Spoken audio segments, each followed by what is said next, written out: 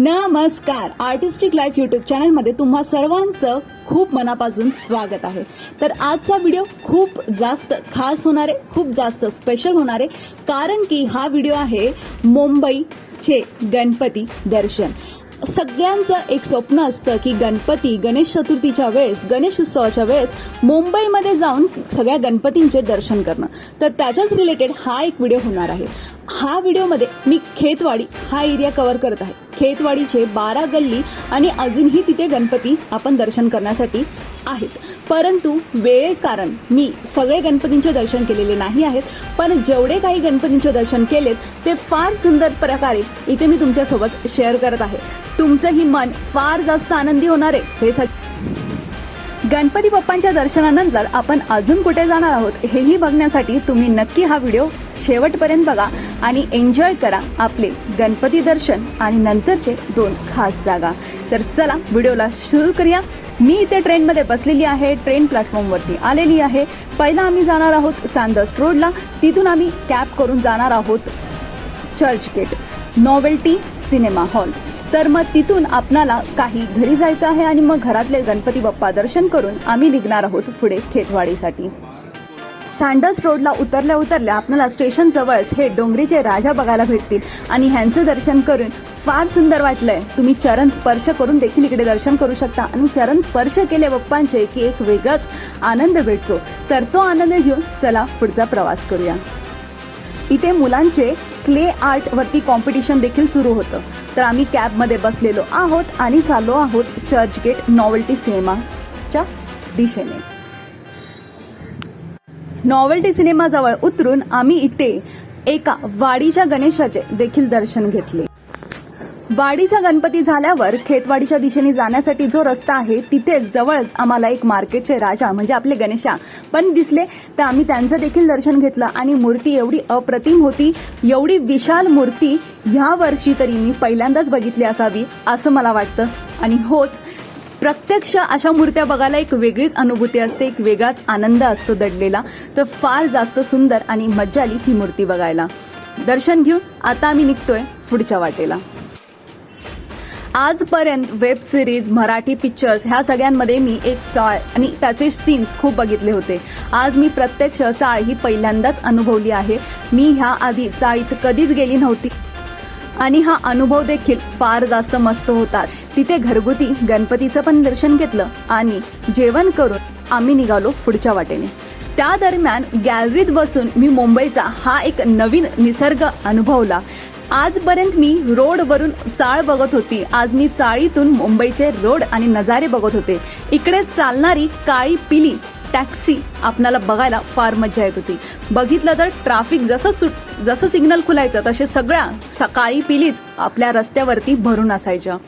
फार जास्त मज्जा येत होती. जोरदार पाऊस देखील होता, कारण की आज दुपारपर्यंत पाऊस असणार असा अंदाज देखील दर्शवला होता. तर तो पाऊस निघून गेला. त्यानंतर जेवण करून आम्ही देखील निघालो आपल्या बाप्पांच्या दर्शनासाठी. जाताना मला हे लाजाळूचं झाड दिसलं. किती फार मज्जा येत होती मला ह्यांच्यासोबत खेळायला. मी जवळजवळ सगळ्याच पानांना लाजवून इकडून गेली.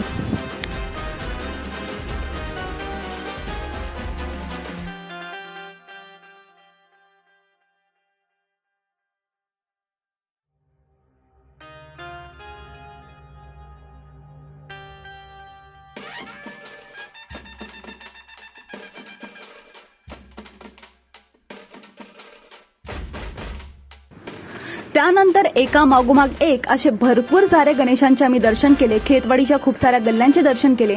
आजूबाजूला वेगवेगळ्या मंडळांतर्फे देखील गणेशा असतात, ते पण आम्ही दर्शन केले आणि फार जास्त मज्जा आली. असे वेगवेगळ्या रूपात गणेशांच्या मूर्ती बघण्यासाठी काही ठिकाणी हलते देखावे देखील होते, ते देखील आम्ही बघितले. चलचित्र ज्यांना म्हणतात ते देखील होते, त्यांचा देखील अनुभव घेतला. फार सुंदर अशा प्रकारे इथे सगळीकडे गणेशांची स्थापना केलेली होती. वेगवेगळ्या रूपात गणेशांना बघायला फार जास्त मज्जा. मी आता शांत बसते, तुम्ही अनुभव घ्या आणि दर्शन घ्या आपल्या खेतवाडीच्या गणराजांचं.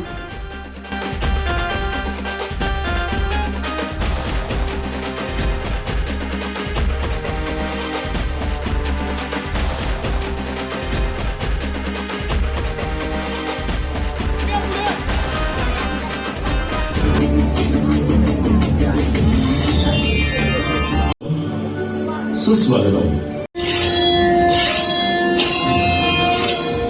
जब कुंभकर्ण रणभूमि में आया तो उसे देखकर चारों ओर भगदड़ मच गई। देखकर वानर सेना भयभीत हो गई। तब विभीषण कुंभकर्ण के पास आकर कहने लगे कि हे कुंभकर्ण, मेरे भाई, आप प्रभु श्री राम जी के शरण में आ जाओ। कुंभकर्ण की तरफ फेंक दिया।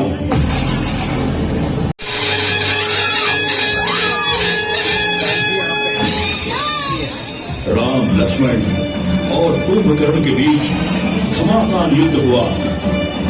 आखिर में प्रभु श्री राम जी ने अपने दिव्य बाण से कुंभकर्ण का एक हाथ अलग कर दिया।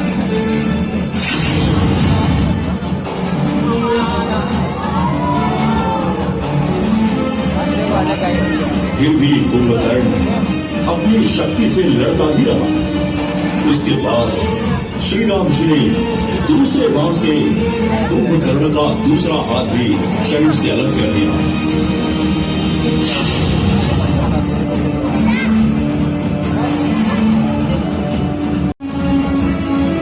और आखिर में अपने तीसरे दिव्य बाण से कुंभकर्ण का सर उसके धड़ से अलग कर दिया।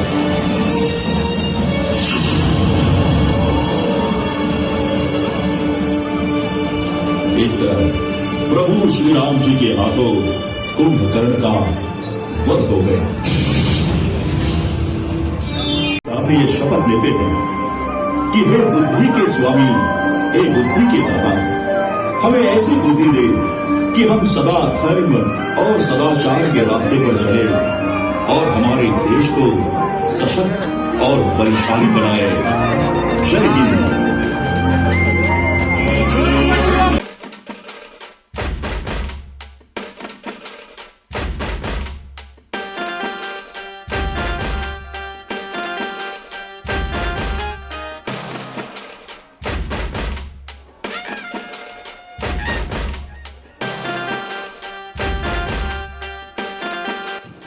हे आहेत खेतवाडीच्या 12व्या गल्लीचे खेतवाडीचे राजा आणि ही मूर्ती आणि हे मंडळ एवढं सुंदर प्रकारे सजवलेलं होतं। खरंच इथे एंटर केल्या केल्या क्षणी एक वेगळंच कनेक्शन झालं होतं बाप्पांसोबत।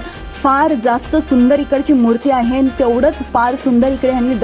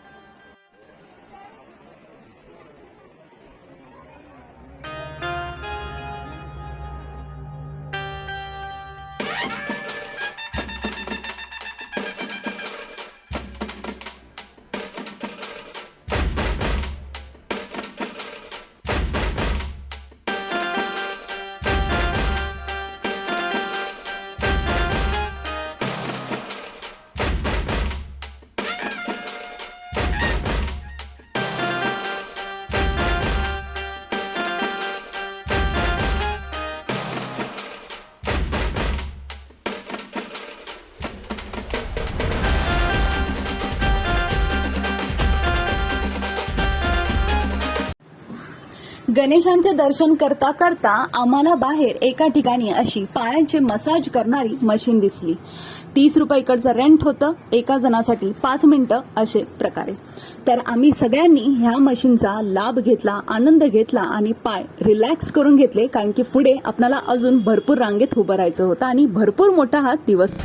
वेळेअभावी मला सर्व मंडपाचे, सगळ्या गणेशा मूर्तींचे दर्शन घेता आले नाही, परंतु सर्वच मंडपांनी बाहेरून इतकं सुंदर सुंदर डेकोरेशन केलं होतं, तर ते तरी मी नक्कीच ह्या कॅमेऱ्यामध्ये टिपलेलं आहे.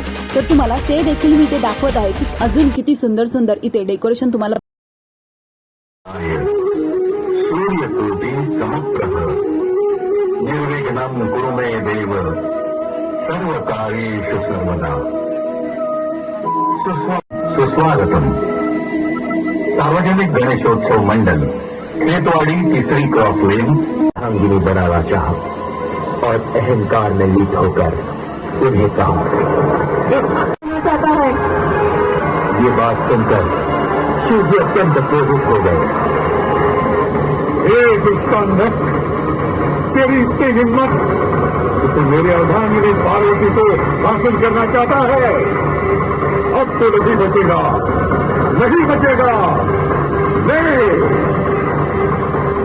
फिर गुस्से में आकर शिव जी ने अपना त्रिशूल अन्नतासुर के शरीर के आर पार कर दिया. श्री विनायक की देवी के रूप में जाना जाता है.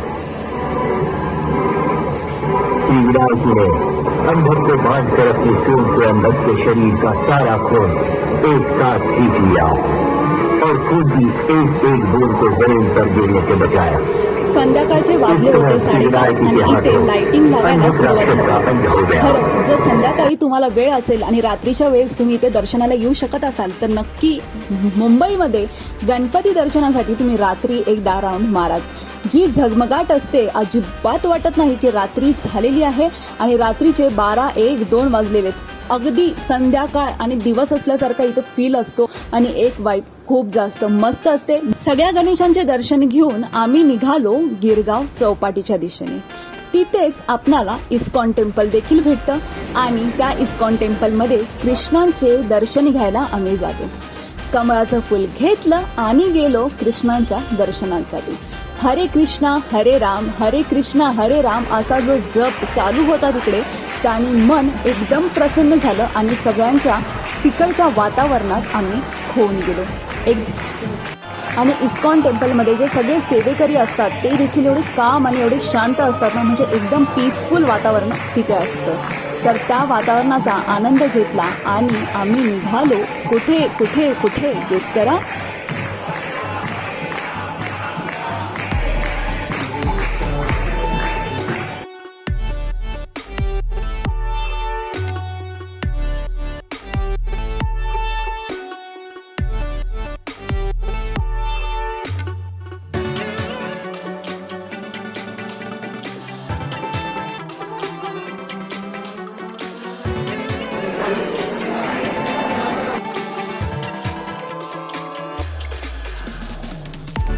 होय होय, बाबुलनाथ टेम्पलला.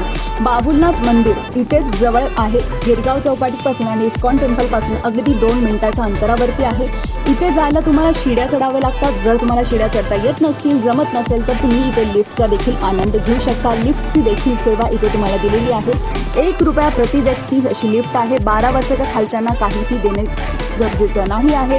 तर आम्ही पटकन लिफ्टच्या तर्फे वरती गेलो आणि दर्शन घ्यायला निघालो बाबुलनाथ मंदिरात आपल्या महादेवांचं. खूप जास्त सुंदर हे मंदिर आहे. पण दर्शन केले सेम वाईब मला इथे आला आहे. एकदम पीसफुल आणि एकदमच वेगळा अनुभव इथे होता.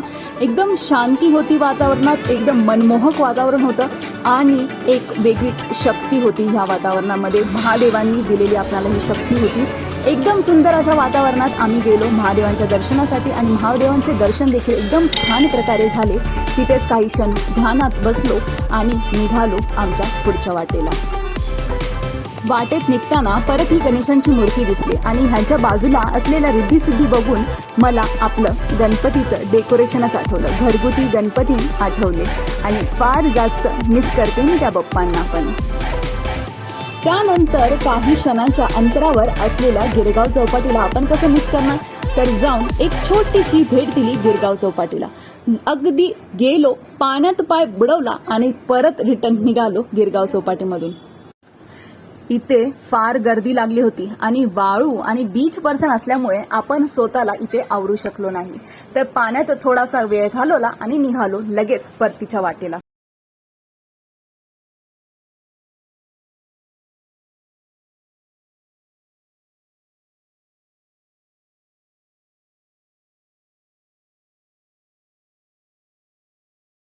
टॅक्सी बुक केली आणि आलो सीएसटी स्टेशनला. ट्रेनमध्ये बसलो आणि निघालो आपल्या घराकडे. फार जास्त हा सुंदर दिवस होता. गणेशांचे दर्शन झाले, महादेवांचे दर्शन झाले, कृष्णांचे दर्शन झाले. तर फार सुंदर असा हा दिवस होता. ह्या दिवसामध्ये आपण अजूनही मुंबईचे खूप सारे गणपती बघू शकतो. तर पुढच्या वर्षी आपण नीट प्लॅनिंग करून लवकर निघूया आणि सगळ्या गणपतींचे दर्शन करून येऊया असा प्रयत्न माझा नक्की राहील. आज मी फार थकली आहे, परंतु आनंद गगनात मावत नाहीये. तर चला मी घरी जाते आणि तुम्हाला वाटेत अजून एका गणेशांचे दर्शन करून देते.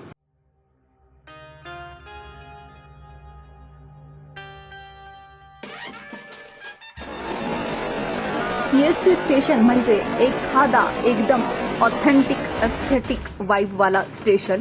फार जास्त मजा येते इकडे लागलेले ते मोठ्याच्या मोठ्या घड्याळ बघायला आणि त्याच्यात ते वाजलेले टाइम बघायला.